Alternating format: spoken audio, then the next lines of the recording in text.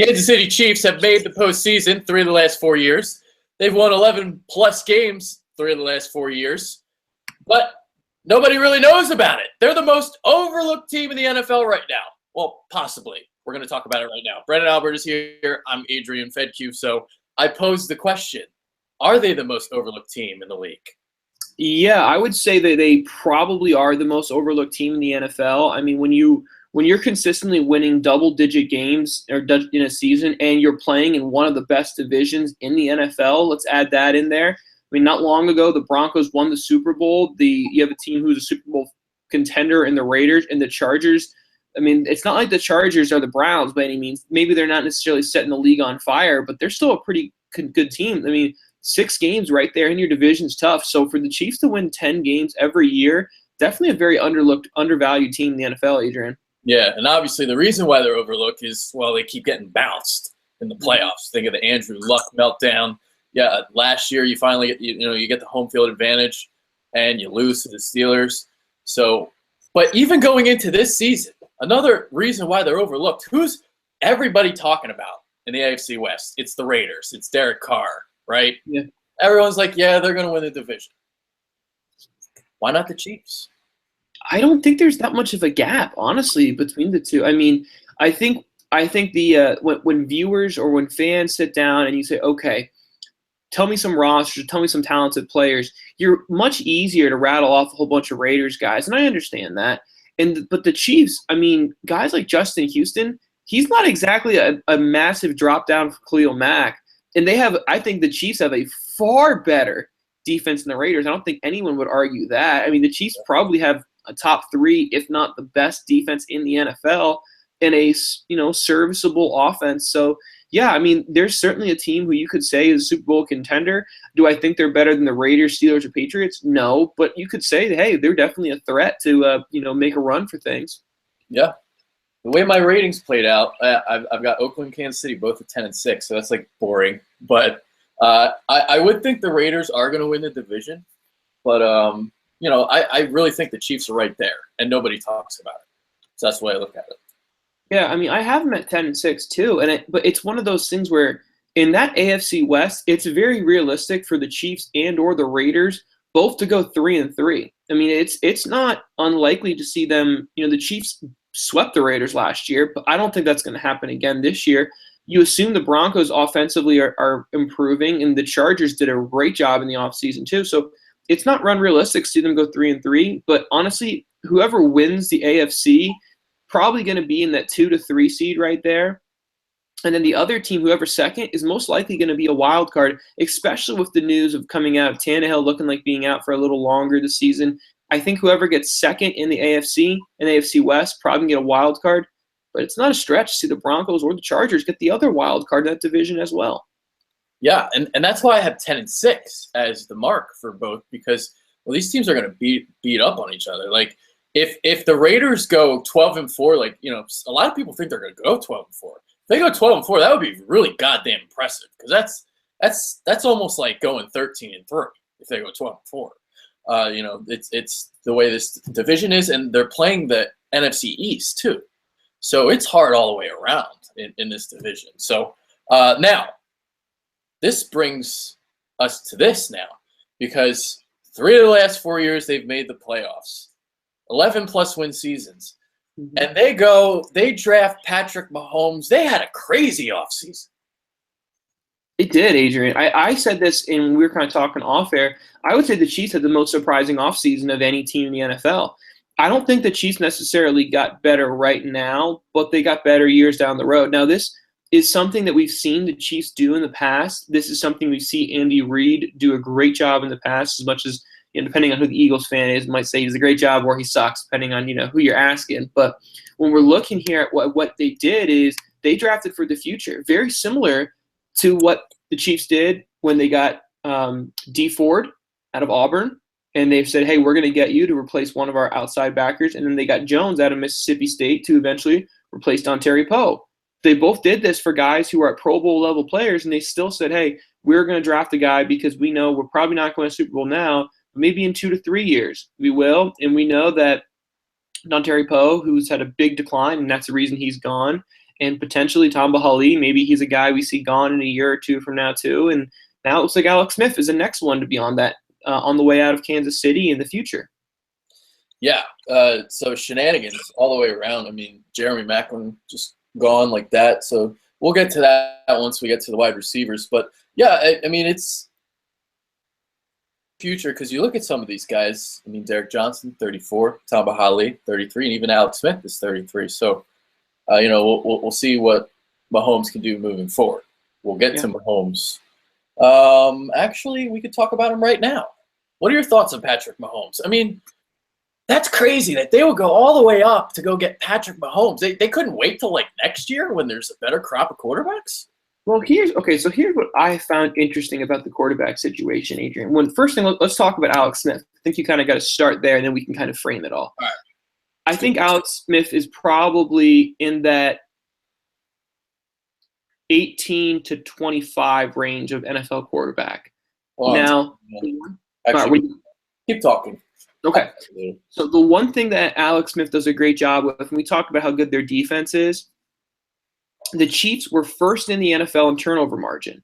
The team that was second was the Raiders. And this is a good reason that these teams are so darn good in when it comes to the playoffs. I mean, if you do well in the turnover margin, you're typically going to see your team be very, very successful in the future. So Alex Smith is that, but he's a bit of a Charlie checkdown. He's definitely a guy who doesn't really push the ball down the film, takes the safe throws and all of that. So when they're getting Patrick Mahomes, you're a massive change. I mean, Patrick Mahomes' biggest strengths is what Alex Smith's biggest weaknesses are and vice versa. So it is a night and day difference. Now, the thing that kind of surprised me is with what the Chiefs are doing. They're building that defensive first approach, making sure they have a lot of stable things on offense to move the ball down the field, win games 17-14, and move on to the next week. What surprised me is when we're looking at the future, not even just the draft, but free agency next year. Let me take a couple guys, Adrian, that I think potentially going to be free agents next year. Okay, Tyrod Taylor, Andy Dalton, Bortles. I think all three of those guys, realistically, let's say you want to move on from Alex Smith, fine. I probably would take all three of those guys over Patrick Mahomes because I have a Super Bowl winning defense right now. So to me, I didn't love the Patrick Mahomes trade at all. Do I understand it? Do I understand you're trading for the future and you're probably not thinking you're going to win the next couple of years? Okay, I get that. But personally, for me, if I was the Chiefs, I would have said, hey, let's ride out Alex Smith. Let's see what happens. And then if we want to get someone new, let's go get an Andy Dalton, a Tyrod Taylor, or Blake Bortles.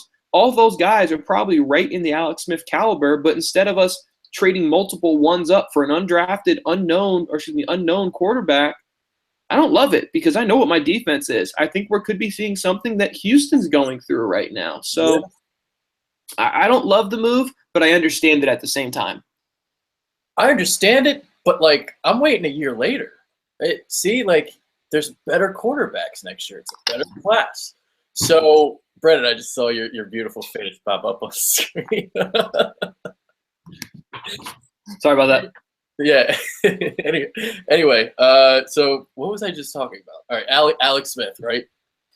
So, all right, I got him 21st in my rankings, but I'm waiting until next year, and even if you have to trade up, I mean, do it next year. I don't know why they're doing it right now. Well, but I think the reasoning, Adrian, is probably then the ransom note on next year's first round quarterback would be even higher for what they would be asking. So. Perhaps there's so many good ones. I feel like maybe even they could get one late in the round. I mean, yeah. I mean, it's not. I don't disagree, but we're obviously saying, well, what's the future going to be? And I look at it things this way: Jets and Browns, I think, are pretty much locks to be in the top 5 of the picks. Both of those guys are taking quarterbacks. Those guys would ask you for 5 firsts because their need is that bad. So then you're looking. If you have 3, we know the 3 big names. In next year's draft, then it becomes a kind of a gamble because you figure the Chiefs probably aren't going to be worse than 9-7, 8-8. So at worst, they're drafting mid-first. So then you're really asking a lot versus you drafting at 7, trying to move to 3. It's a little more of a ransom note there, so it might be a little more of a cost. But I hear you, Adrian. I just don't love the Mahomes move. But the one thing I will say, Mahomes' arm Tyreek Hill's speed, that's Yeah, pretty I was appealing. going to bring that up. Yeah. But all right, so let's get to Alex Smith for a second, because the offense reminds me of what Andy Reid's offense was in the early 2000s when Donovan was young, and a lot of passes to the backs. I remember in 2000, Deuce Staley got a huge ton of the workload, and the running backs had like 40% of the receptions. Even when Deuce Staley was out of the lineup, Darnell Autry was catching passes. Stanley Pritchett was catching passes. Who exactly? So, and now we're seeing it kind of now with, Charcandrick West, Spencer Ware. These guys catch passes out of the backfield. Jamal Charles was always doing it. So that's how they're converting the third downs. And they just keep the ball. They just slowly matriculate it down the field. It's not sexy, but Alex Smith is a smart guy, and he knows how to move the chains. So that's why it works. But the reason why they're not going to win a Super Bowl is, well, he's not going to electrify you. And maybe they think Patrick Mahomes will. Maybe their evaluation on him is much higher than we could ever think. I don't know. It must be if they went up, drafted this high to get him. Yeah, without a question. I mean, I think the one thing you always got to kind of say with Alex Smith is, who was his best receiver that Alex Smith ever had? Yeah. And I think that's a fair thing to say, but at the same time, I mean, you're right. He's always been a bit of a Charlie checkdown guy. I mean, to me, I think his best receiver he's ever had was probably Travis Kelce right now, and that's a tight end. I mean, you're not seeing tight ends exactly being vertical threats every single play like wide receiver was. But, yeah, I mean, I think there certainly is that kind of thing. Andy Reid has shown that consistent model of having the three-headed monster kind of running back style approach, which is what he's always had, and then kind of letting the backs be the workhorses underneath, running the ball, or halfback options, swing passes, things like that. That's always been what Andy Reid wants to do.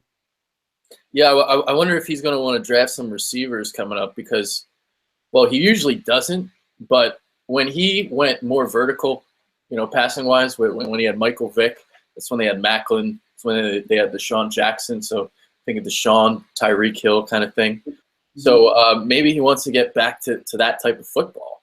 And we'll see about the defense moving forward. I mean, maybe he wants to build an offense and be a ball-hawking type of turnover type of defense, especially when you have a guy like Marcus Peters. I'm trying to understand the thought process and logic behind it, that's all. Yeah, I mean, really what I think the Chiefs are trying to do is they're hoping and praying that the Mahomes learning curve is 1 to 2 years. So essentially, best case scenario, start of the season next year for the Chiefs, Mahomes your starter. Tyreek Hill is a dude. He's going to be a Deshaun Jackson, Steve Smith kind of person. Yep. That's kind of what your hope is. We know what Travis Kelce is. We know you have a stable of running backs, a pretty good offensive line, which we'll talk more about in a moment here. And then your defense is stable, and now all of a sudden you're able to say, hey, we can beat the Raiders. We can lock them up. So there's our biggest opponent, and we can put points on them. And now you're a threat. I can understand where they're coming from, but you're right, Adrian. They're going to have to put a little more pressure to get another weapon outside opposite Tyreek Hill then. Yeah. Jamal Charles, not much of a factor the last 2 years due to injury. So he let go during this offseason. So back to Charcandrick West, Spencer Ware. Now, none of these two aren't sexy, but as a duo, I guess they're not terrible. So they're serviceable. Yeah, certainly. I mean, what the Chiefs wanted to do is they just wanted to be a running back by committee approach. I mean, Jamal Charles, he was the Chiefs' all-time leading rusher, and you could argue he's a borderline Hall of Famer. So, they moved on from him, and I don't think anyone would say it was a bad move. It was time to move on, let these guys go. I like Spencer Ware a lot. I mean, he's certainly not sexy. He's between the tackle guy, but he's very, very stable. And then you added, Hunt from Toledo. So, let's see what happens there. He was another guy, both Adrian, you and me, liked a lot. Not as much as Marlon Mack, but we both liked him. So yes. You have a couple running back situation there. It's a good running back situation. It's better than, probably most teams. Certainly it's no Ezekiel Elliott and other kind of crew, but it's a good running back situation. Yeah, I'm trying to see. So I got Spencer Ware at 28. So that's about like where he is. I think you might be a little lower on him. I would probably have him in that 16 to 20 range. And we'll talk a little more about him as far as fantasy value towards the end of our show today with the Chiefs. So 16 to 20 range would be like Mark Ingram, Doug Martin, Thomas Rawls. Yeah, I think that's fair. Okay. Because down here I got like Theo Riddick, Paul Perkins, shit like that. Yeah, I would take way over any of those guys. Okay. There we go. All right. Moving on to wide receiver now. So Tyreek Hill. This has to be the reason why they let go of Maclin, because they think he's going to be a superstar. Yeah, without a doubt. I mean, I think the Deshaun Jackson one, I think, is kind of the easy comparison. I think potentially we could see his best case scenario if he becomes a Steve Smith, small, tight, tough son of a bitch at receiver, and he's not afraid to go vertical. I think that's very, very realistic for Tyreek Hill's kind of thing. Now, the Maclin release did surprise me a little bit because he was third on the team in targets, even though he didn't play a ton last year. But honestly, I mean, Chris Conley's numbers weren't that far off from Maclin, so there wasn't really a massive drop-off in production, at least from last year. And Macklin's contract did say, hey, it's time to move on. So for the Chiefs' sake, I understand it. I don't think there's probably a massive drop-off in numbers for Maclin and Conley. I mean, as a Baltimore Ravens fan, it's pretty much found money when they were able to get Maclin that late. But for the Chiefs' sake, it's okay. I don't think it's as big of a release as a lot of people thought. Boy, this is a bad move. But, of course, hey, you always want to have stability in your receivers.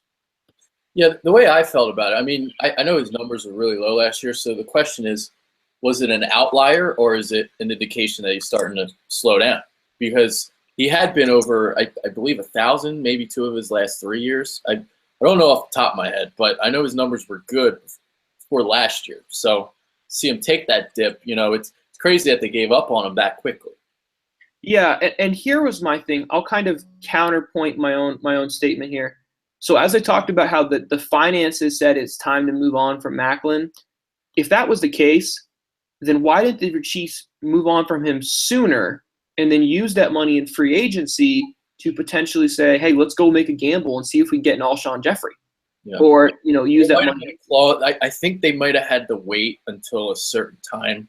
Okay. So they could get more. Because I remember writing about this. I forget exactly, but they might have had to wait until like July 1st. I'd just say there was a certain date, and then you get maybe $4 million against the cap or some shit. Okay. I think that's maybe why. Because, yeah, exactly. It makes perfect sense. Why wouldn't you get rid of him sooner? So, sure. Yeah. They had to be really high on Tyreek Hill to make that move, I think, because I didn't really like the move. I think they could really use Maclin. But now at the other side of the coin, I mean, Travis Kelce, what he can do. I mean, Jesus Christ. Not only catching the ball. People don't know this. He's a freaking amazing blocker, too.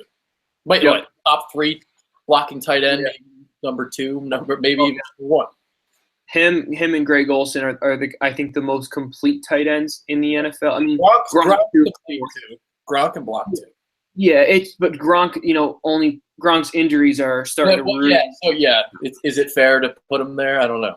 Yeah, I mean, but those are the 3 guys, that are really in that mix right there. I mean, when I'm looking at Travis Kelce, he was second in the league, excuse me, in terms of receptions and first in the league of yards for a tight end. So, he is that guy. Honestly, even if you give me a healthy Gronk this year, I'm still going to take Travis Kelce over Gronk this season just because, hey, the production and the number of options out there in New England is growing. The number of options in Kansas City looks like it's slowly decreasing. So, yeah, give me Travis Kelce. I'm a huge Travis Kelce fan. Honestly, the only reason he's not able to put up the Gronk statistical numbers is he doesn't have the touchdowns to match. But that's only because the last couple seasons. So, realistically, if those touchdown numbers rise like they should, Kelce's going to be a first-round fantasy guy in next season if that does happen. Yeah. Obviously, sometimes we have a lot of biased Eagles fans here in Philadelphia, and I just remember getting into this argument. This was before last season, and he was like, "Oh, Zach Ertz is just as good as Travis Kelce." He mentions his numbers. He's like, they're just about the same. And I'm like, well, you clearly don't have a clue because Ertz can't block, and Kelce is one of the best. So, and I just hate that shit. People judge tight ends by yards. Oh yeah, I mean, because and I understand why, because it's a easy measurable statistic to compare to, but you can't. I mean, there's no statistic for run blocking. There's no statistic for pass blocking. Travis Kelce is so much better than Zach Ertz as a blocker. Zach Ertz is very, very athletic, but Zach Ertz is more in that Jordan Reed style, while Travis Kelce is more in the Greg Olsen. Both still very good tight ends. I mean, I'm not trying to diminish either one of them, but Zach Ertz is not the complete package that Travis Kelce is. What do you think Travis Kelce would do if Vontaze Burfict made a beeline for his quarterback? See, I don't think Travis Kelce bucks down from anybody, but I think Zach Ertz. I'm not saying he's going to back down, but I think he's probably going to look to cut him. Well, Ertz just let him go Olay last year. Yeah. The reason why I don't know if you know that story. Ertz let him go. So, yeah. Anyway, let's move on. Offensive line. What do you think about the O-line? Middle of the pack. Eric Fisher was that first-round draft pick from a couple years ago over Luke Joeckel. And everyone kind of said, interesting. This was a guy from a non-Power 5 school going first overall. That was interesting to see. And he struggled early, but he certainly is developing better and better. He's one of the better left tackles in the NFL. He's not elite, but he's better. He's pretty darn good. The one thing I'll say about the offensive line for the Kansas City, average across the board, nothing really that blows you away. However, here's where the hope is. The average age of the offensive line for the Kansas City Chiefs is 25 years old, which is freakishly young. So for the Chiefs, and a lot of these guys are all on similar contracts, all of 2 to 3 years remaining, if these guys all can hit their stride and move forward and really gel, they're going to have a very, very good offensive line. And honestly, for what Andy Reid likes to do offensively, that's a great situation. Doesn't ask a lot from the offensive line, just says, hey, let's just go up front and mash people. And honestly, for the offensive line in the NFL, that to me is probably the hardest position to truly gel, aside from quarterback receiver timing. But if the Chiefs are all moving forward in the right direction with that youth and the age, you could see them sneak into being a top 10 offensive line when we're chatting here next year. Yeah. Mitchell Schwartz, pretty good right tackle. Did they sign him? Yeah. Last offseason, correct? Because I remember when he was in Cleveland, he was really good there. And, dude, their center's really good. Mitch Morse. And you talk about the age. I mean, he's what? This is going to be his third year coming up. He's already killing it. He's a beast. Yeah, I mean, there is nice young pieces all across the board in the offensive line for Kansas City. So when you look at that, let's play this forward. Let's say the offensive line really develops and gels really well. Now you slide in that quarterback who's had a year to develop. Uh-oh. You have Tyreek Hill who's growing. You have West who's growing. You brought in Hunt who's growing. You add a receiver. We already know Travis Kelce's a stud, and he's not an old man either. And all of a sudden, the offense is very youthful and moving forward. So, I get what the Chiefs did. I still don't love it, but I understand the Pat Mahomes thing, especially when you look at the rest of the offense. It makes a little more sense now. Yeah. Well, let's go to the defensive line now, and a guy who balled out last year after literally hanging his balls out at the combine. Chris Jones, killing it. Yeah. Chris Jones really is going to slide in for that Dontari Poe-like role of being the athletic D-end nose. Now, the Chiefs run a very old-school style 3-4, where they really want those. Isn't their defensive coordinator like 96 years old? Bob Sutton. They do. Yeah, he is. He's a vet. Let's put it that way. But they do run the old style of the 3-4 of having heavy 3 down linemen and then having real athletic guys off the edge. And when you have guys like Dee Ford, Houston, Tamba Hali coming off the edge, you can do that. So Chris Jones is the kind of most athletic guy they have there. They let Dontari Poe go, and rightfully so. He was dropping off in numbers, and that's why he got a 1-year deal in Atlanta. But Chris Jones is no joke. I mean, he is an athletic guy. He slid in the draft because of Adrian said it. He had some off-the-field concerns, as what we kind of use as the adjective, but athletically, he's certainly there. I mean, he can be one of the best defensive ends in the NFL. Yeah, he what was it? He did the 40 and he slipped and his balls literally just hanging, just hanging. Big man hanging out. Yeah, yeah. I'm trying to see when did he get drafted? What round? I want to say he was a second-round draft pick. Was a second rounder? See, last year there were so many good defensive tackles. If he was a second rounder, he was a first-round talent, though. You know what I mean? Yeah, I mean he kind of got a lot of like what Malik McDowell was getting viewed at this year when he got drafted late, coming out of Michigan State. Yeah. Same type of deal. You know, a guy with all the talent in the world, all the explosiveness, height, weight, speed, all of that you want from a DN, just some off the field stuff. Yeah. They also signed Benny Logan, former Eagle, so he's going to play the nose tackle. Benny Logan was always kind of a little overrated here, actually.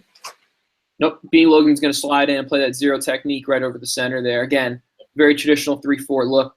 They're looking for, hey, all I want you to do is bang on the center and hopefully get one guard to take him, and now we can free up Derek Johnson to play free. Yep, just got to bang the center, dude. Just bang them. Balls off jugs, banging centers. That's what you got to do. Moving on to linebackers. So there was a point in time when they were talking about Justin Houston being better than Von Miller. Remember that? I think that's a little bit of a stretch, but Justin Houston's no slouch. I mean, Justin Houston, Khalil Mack, now we have Joey Bosa. Look, that division, that sucks to be a quarterback in that division. Straight up, it sucks because 6 games in the year, you're going to go against at least one elite pass rusher. And then with what the Chiefs have, Tamba Hali, yeah, he is a little older in age, like Adrian, you mentioned, but Dee Ford is now starting to increase his game. So, with what they have at the linebacker positions for the Chiefs, as I mentioned with those 3-4 guys, they have 3 real nasty defensive outside linebackers who can come after you. Chris Jones, now you have 4 really good guys right there. You're right there looking at a really nice pass rush in Kansas City. Yeah, I've got Justin Houston ranked number 2 on the 3-4 outside linebacker list, 8.6 rating. Von Miller a 9. So in the past, like I might have had them like 0.1 apart, but now I got Houston 0.4. So he's or Miller 0.4 ahead. So he's distancing him. Can't say it. Distancing him himself. I can't say the word. Damn it. This was a flawless show until we got to that point. Damn it. Words are hard. Yeah, I mean, he certainly is. And I understand that there's a little bit of a drop off there, but I mean, Justin Houston is a dude. I mean, we talk about the past show. We're talking about the Titans. There is very much a real bias in media. Depending on what type of city you play in. If this Chiefs team was playing in New York, we'd be talking about them a whole lot more than we do, no doubt. Why we're saying the most overlooked team in the NFL. So, all right, just one more thing to talk about before we get to the secondary. Derek Johnson coming off another ruptured Achilles, right? So 2 of the last 3 years. What can we really expect from him this year? It's hard to expect anything but another 80 tackle year for Derek Johnson. Well, I guess as long as he can stay healthy. Like, dude, back-to-back ruptured Achilles, is that going to make him lose a step?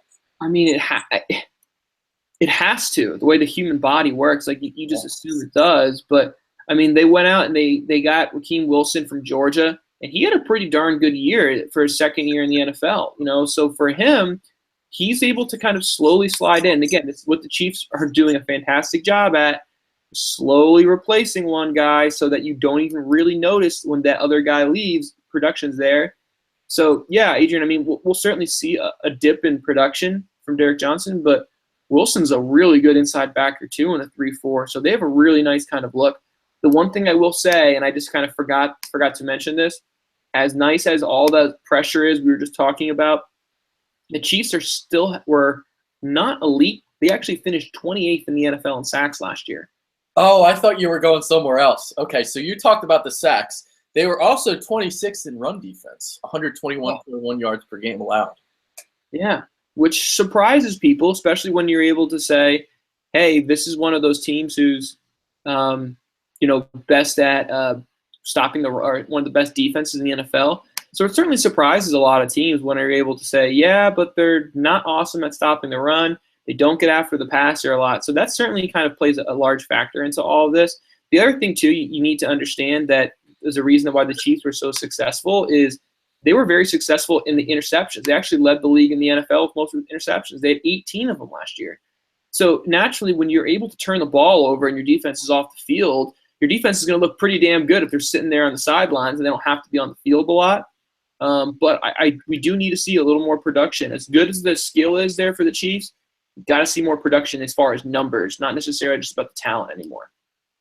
Yeah. All right, let's move on to the secondary. Marcus Peters. How good is he? Oh, he's nasty. I mean, he is so freaking good. I am a huge Marcus Peters fan. If you're asking me, I have to draft one corner in the NFL to build my franchise around. I'm probably going to take Marcus Peters first over the other guys, especially because he's younger than those other guys in the same breath. So, yeah, you have that side of the field locked down. He does it all. He's press. He's a physical tackle. He has everything. I like him a lot. Then you have Eric Berry. Eric Berry is another elite level safety, so or at least another DB. What's really cool about what the Chiefs have is you could argue they have a top 3 corner and a top 3 safety, which is extremely rare. I mean, the only other team that can say that is going to be the Seahawks, of course. So you have 2 really, really nice pieces right there. And then you have the guy who, in my opinion, Adrian, is the most interesting man in the NFL, and that's Ron Parker. Let me give you some information on Ron Parker, because I'm sure a lot of people, unless you're a really big Chiefs fan, probably don't know this guy. Oh, I know him. Ron Parker. You know him? Oh, yeah. All right. So Ron Parker is entering year 6 in the NFL. He's played with 5 teams in the NFL. Okay? He's a Division II level guy, got drafted at Newberry College in South Carolina. Okay? But prior to 2014, he only started 1 game. But since he started, he has played, let me get this right, 47 of 48 games for the Kansas City Chiefs. So he's 29 years old, and he is just hitting his stride, which is unbelievable to think about what the NFL is. So Ron Parker, he's no doubt going to be, I'm going to say it right now, he is my most interesting man in the NFL, and he might also be the most underrated player for the Kansas City Chiefs. Should have waited for that one until we got to that point. I just got too excited. Although we kind of are at that point anyway. But all right, so I'm curious to see how you see. I did the quarterback rankings, and I had trouble with it because I didn't know what to do with certain players. Okay. Because I didn't know where to put Richard Sherman because I feel like he's overrated. Cool. Patrick Peterson I put number 1. I have him at 2. I put Marcus Peters at number 2. Okay. So I have my top. I take that back. Sherman's going to be 5. My top 5. 1 is going to be Talib from Denver. Oh, you love to? Okay. I got Talib a little bit down, but okay. I'm a big fan of press corners, so I like him a lot. So 2, then I'm going to have Peterson here. Okay. Then when I get to 3, this is where I start to get probably say Patrick Peterson's here. 4 would be Cliff Harris. Sherman would be 5. Oh, Chris Harris. Chris Harris, yeah, I'm sorry. So I got Chris Harris at number 3. Okay. Yeah, we're all in the same mix there. Yeah. And then so I slid Sherman to 4. And I didn't know whether that's too much or maybe he should be sliding down farther because I don't have him at 1 anymore. No. Neither do I. I mean, I like Cliff Harris a lot. You call him Cliff Harris. No. Cliff Harris. Why do I have his name in my head? You did that for another show too. You said Kelly kept saying Cliff Harris. It's funny. I'm gonna practice this. Just like I'm not kidding. I've already been practicing the Los Angeles Chargers. That's one I'm practicing too. Yeah, so that's where I got Marcus Peters. I got him at number 2. Yeah, Marcus Peters is right in that mix, the top 3 guy. But his youth over the other ones makes him a much better draft as far as if you're building a team today. Yeah. All right, so I'll just reveal the rest of my top 10. So I didn't know where to put Josh Norman, but I put him at number 5. Desmond Trufant, number 6. I got Darius Slay at number 7. Talib at 8. Verrett at 9, and then Janoris Jenkins. All right, let me kind of think of a couple off the top of my head. Casey Hayward's really damn good too. And he's up there. Yeah. Yeah, he's another one. Dude, I got my top 100 right in front of me. Yeah, I'm gonna have to sit and think on this one. That's a great, because I'm gonna say to leave the top three. Man, I gotta sit down and write them all out because I'm starting to forget who I have where. So you know how I talk about numbers all the time? A lot of these guys are jumbled. Like, so I got 8s for Verrett and Jenkins, and I got 8.1 for Trufant, Slay, and Talib. So they're all like even though I have Talib at 8, he's still the same number as like some other guys that are ahead of him. Yeah. So you're basically it's the same player. But anyway, we're deriving from the Chiefs. This is a show about the Chiefs. Sorry, Chiefs. All right. So look at this. They're so sorry, underrated. We're not even giving a full attention span. Yeah. Snap out of it, Adrian. Come on, dude. All right, let's get into overrated, underrated. Who's on the hot seat? Yeah, so hot seat guy. Let's start there. It has to be Alex Smith. Oh yeah, it's boiling. I mean, any time your team drafts a first-round quarterback and you're the starting quarterback, your seat's hot. I mean, that just is what it is. So Alex Smith's my hot seat guy, no doubt. I'm trying to think of a guy that's not Alex Smith. Right. Let me look at their roster. I mean, I might say Tamba Hali might be the next guy on the hot seat, if you will, because of D4. Yeah, I get what you're saying. Maybe hot seat's not the right word for him, but I know what you mean. Yeah, I think he's a guy we could potentially see moving on from the Chiefs sooner. What about Eric Fisher?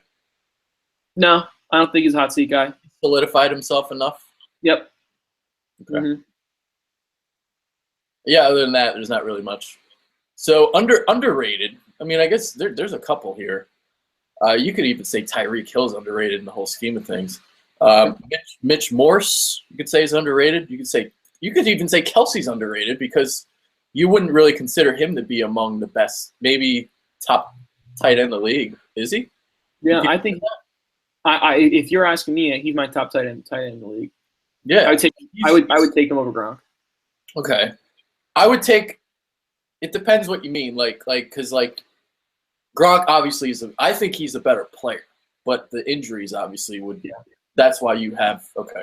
It is. When I say I'm taking him over Gronk, I'm saying of everything I know, age, health, skill. Yeah, I'll take him over Gronk. Yeah. See, that makes it a hard decision because I'm taking when I rank the players, I do pure talent based. Yeah. So I don't take all that into account. Maybe I should. All right. Let's see. Underrated. Oh yeah, we're talking about underrated players. I mean, I could just keep naming guys like even Chris Jones. We're talking about. Yeah. Ron Parker. Yep, Ron Parker is going to be mine just because to kind of see his big transformation is just awesome. You know, it's really cool to see. So Ron Parker is going to be my underrated guy. Derek Johnson, as crazy as to say, you could say he's underrated because I think most people just don't realize how many 80-plus tackle seasons he's had in his 12-plus career. I'm going to guess he's probably had 80-plus tackles, eight seasons of his 12 seasons. So, yeah, I mean, he's another one. But Ron Parker would be my underrated guy here. Yeah. Yeah. And overrated, I don't know. I don't know who it would be. Actually, we haven't been doing overrated. We've been just doing underrated hot seat. I think that's it. Yeah. And then a little fantasy take. That's the only other thing I would think about. Yeah. Well, we kind of did a fantasy take earlier. Take Kelsey as your top tight end this year. Yeah. I mean, I like that a lot. I'm also a big fan of Spencer Ware. I think, when we're looking at him, because he's going to get the ball forced down his throat, realistically, look, Ware and West both had a fair shot last year to win the starting job, and Ware won it by a large margin. Look at the number of carries it compared to. So Ware's going to be a guy who's probably going to be a top 40 running back in your fantasy league or top 40 player in your fantasy league, mostly because he's going to get the ball shoved down his throat. He's probably going to get the ball more than guys like Mixon. And then Mixon's probably going to get drafted ahead of him. Leonard Fournette, he's probably going to get the ball more often, but I think all things considered, Ware might have a better year than Leonard Fournette. Same thing with Todd Gurley. Gurley's probably going to get drafted ahead of him, and I don't think it's a stretch to say Spencer Ware might have a better numbers year than Gurley. I don't think that's a stretch, especially when you look at the offense. He's got supporting cast, but Ware's going to get drafted much later. Ware's probably going to go in your 4th to 5th round, probably your running back 2, maybe your running back 3 situation. But his numbers are going to show that he's a better player than that. I wonder what his reception numbers are. Because like I was saying earlier, like he was getting a lot of those like 3rd and 3 kind of swing routes, turn the corner, beat the linebacker to the sticks type of shit. So it doesn't really matter at this point of the show. I just real quick. Spencer Ware attempts 214 rushing attempts. Yeah. West 88. Oh, he only had 33 receptions. I would have thought he had more. Yep. My bad. All right, we're ending this now. That's it. That's the Chiefs. So we both got them 10-6. Do you have the Raiders winning the division? Yes, I'll have the Raiders winning the division. I just don't see. I mean, look how close the division was last year, and really it was because the Chiefs swept the Raiders. I don't see the Chiefs sweeping the Raiders again, so that's a big reason why I have the Raiders getting the nod over the Chiefs this year. All right, there it is. Chiefs show. That was a longer one. Later, guys.